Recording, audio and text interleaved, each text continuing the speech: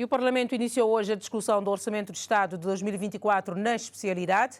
O vice-primeiro-ministro começou a leitura dos articulados pelo capítulo 2º sobre a disciplina orçamental. A oposição começou o debate com algum ceticismo em relação aos artigos que determinam as dotações orçamentais, suspensão das despesas de entidades de administração central e institutos públicos pelos governos e contenção das despesas com deslocações. Depois da aprovação na Generalidade, a proposta do Orçamento de Estado para o ano económico 2024 começou a ser debatida na especialidade na manhã desta quarta-feira. São 95 artigos que vão ser passados a pente fino durante 6 horas do debate pelos eleitos da nação.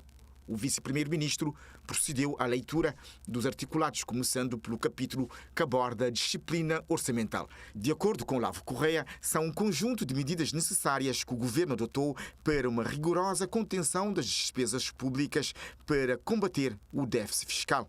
Os artigos 3º sobre a utilização das dotações orçamentais e o 4º sobre a suspensão das despesas orçamentais da administração central, caso for necessário, não mereceram a anuência da oposição, que não quer dar um cheque em branco ao governo para intervir quando e como bem entender na execução do orçamento.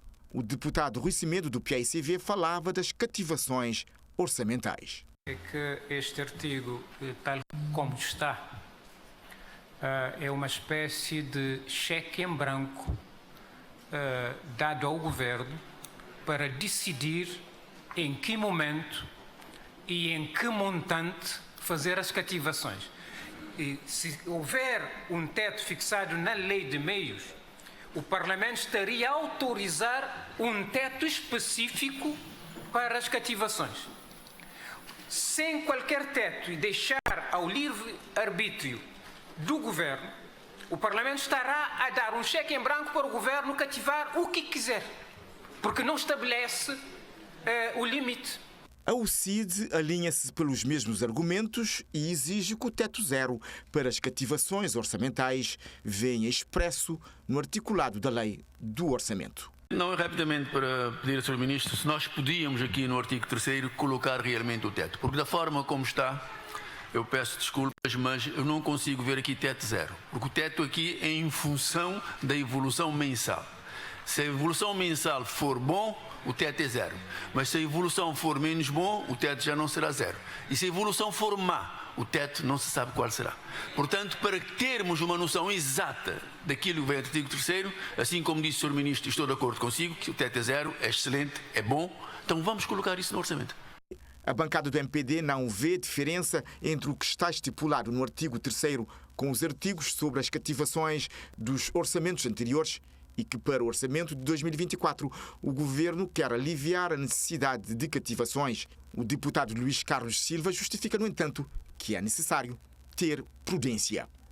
O que nós temos aqui é um processo evolutivo, que reflete a melhoria no contexto macroeconómico do país, e o governo foi aliviando a necessidade de cativações e chegamos ao ponto de ausência da necessidade de cativação inicial. É claro que a prudência nos diz que devemos sempre avaliar e tomar a decisão em função da evolução do processo de execução ao longo do ano. Obrigado. Para o vice-primeiro-ministro, o governo quer apenas fazer a melhor gestão do orçamento de acordo com as melhores práticas orçamentais e que o executivo não pretende entrar naquilo que é a competência do Parlamento. Não vai haver cativações em relação ao orçamento. O que vai haver é a gestão da parte do governo do orçamento do Estado. Este comando que está aqui está de acordo com as melhores práticas internacionais. Portanto, se fosse para colocar um teto, o Parlamento devia colocar aqui um teto. Não estando, o governo ele próprio não pode defini-lo. Portanto, está claro. Portanto, o que nós queremos é uma execução rápida do Orçamento do Estado e o Governo, a equipa de gestão do Orçamento tem que gerir os riscos em função da análise, toma medidas dentro daquilo que são as competências próprias do Governo. E se for necessário ativar o Parlamento, é claro, terá de vir ao Parlamento para pedir a autorização para poder atuar nos termos dos comandos que podem ser dados apenas e exclusivamente pelo Parlamento da República de Cabo Verde. O artigo 5º sobre as despesas com deslocações também suscitou reações críticas da oposição, que votou contra com o argumento de que este governo é despesista pelo fato de ser extenso em número de membros e de estar a aumentar as despesas com deslocações na ordem de 20%, sublinha o PAICV. A UCID também não vê contenção no artigo 5º.